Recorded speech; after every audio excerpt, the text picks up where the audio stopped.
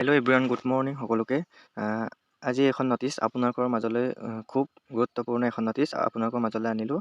এই ন'টিচখন আহিছে director of secondary education ডিপাৰ্টমেণ্টৰ পৰা, যিখিনি হৈছে information regarding rejected PWBD candidates for the post of grade 3 and grade 4 notice হয়। যিখিনি PWBD কেণ্ডিডেটছৰ মেডিকেল টেষ্ট ৰিজাল্ট সেইখিনি হয়, মানে কিছুমান মেডিকেল টেষ্টত ৰিজেক্ট হৈছে আৰু কিছুমানটো এবচেণ্ট হৈছিলে। আৰু এটা প্ৰশ্ন আছিল, এবচেণ্ট হোৱাবোৰ ৰিজেক্ট হ'বনে নাই, নে পুনৰ ভেৰিফিকেশ্যনত মেডিকেল বৰ্ডে সিহঁতক মাতিব। সেইখিনি গোটেইখিনি খবৰ আপোনালোকে ইয়াত পাব। আৰু আপোনালোকৰ কাৰ মেডিকেল টেষ্টত ৰিজেক্ট হৈছে সেই গোটেইখিনি আপোনালোকক এই ভিডিঅ'তে দিয়া হ'ব, য'ত আপোনালোকক ডিৰেক্টৰ অফ ছেকেণ্ডাৰী এডুকেশ্যনে এখন লিষ্ট পাব্লিছ কৰিছে গ্ৰেড 3 আৰু গ্ৰেড 4 দুয়োটাৰে কাৰণে।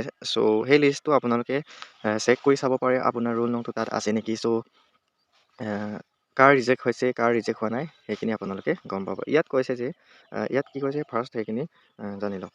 ইয়াত লিখাখিনি in pursuance to the gov letter no ইমান it is information to the PWBD candidates who were not recommended by the medical board after undergoing medical verification that the list of non-recommended candidate is available in the official website of the Directorate of Secondary Education www.a ৱেবছাইটত। আপোনালোকে www.madhyamik.assam.gov.in ৱেবছাইটত গৈ আপোনালোকে নিজৰ সেই লিষ্টখন চাব পাৰে, নিজৰ নামটো তাত আছে নেকি। যদি আছে, আপোনাৰ ৰিজেক্ট হৈছে, আপোনাৰ এপইণ্টমেণ্ট কেঞ্চেল।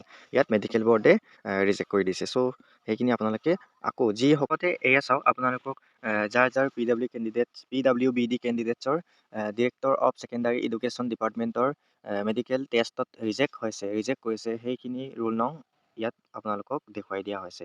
ইয়াত চাব পাৰে গ্ৰেড 3ৰ কাৰণে, ইয়াত চাব পাৰে চাওক, as per the medical board report the following grade 3 PWBD candidates bearing roll number as mentioned below are rejected for appointment for having disability percentage below 40%.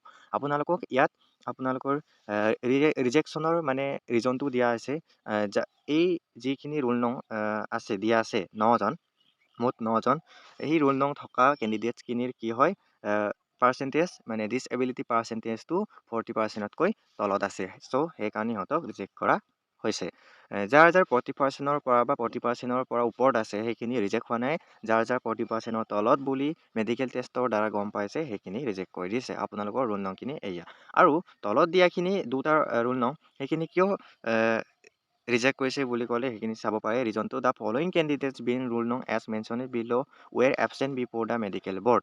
মানে মেডিকেল বৰ্ডত টেষ্ট হওঁতে সেই দুজন কেণ্ডিডেটে কি হৈছিলে এবচেণ্ট হৈ আছিলে। চ' সিহঁত ৰিজেক্ট হৈছে। চ' এইখিনি আছে। এতিয়া ইয়াত আছে গ্ৰেড 4 কেণ্ডিডেটছখিনি ৰিজেক্টেড লিষ্টটো। ইয়াতো তেনেকৈ মানে যাৰ 40%তকৈ বিল' আছিলে ডিছএবিলিটিটো সেইখিনি PWBD কেণ্ডিডেটছক ৰিজেক্ট কৰা হৈছে। মুঠ ইয়াত ৰিজেক্টেড কেণ্ডিডেট আছে মুঠ 18টা। আৰু এবচেণ্ট এই দুজন মানে আকৌ ইয়াতো কি হৈছিলে এবচেণ্ট আছিলে। চ' এইখিনি আছিলে গোটেইখিনি ৰিজেক্টেড লিষ্ট। আৰু আপোনাৰ লিষ্টটো ইয়াত আছেনে নাই সেইখিনি চাই ল'ব। যদি ইয়াত আছে আপোনাৰ ৰিজেক্টেড, যদি নাই আপোনাৰ ছিলেক্টেড বা কোৱালিফাইড হৈছে।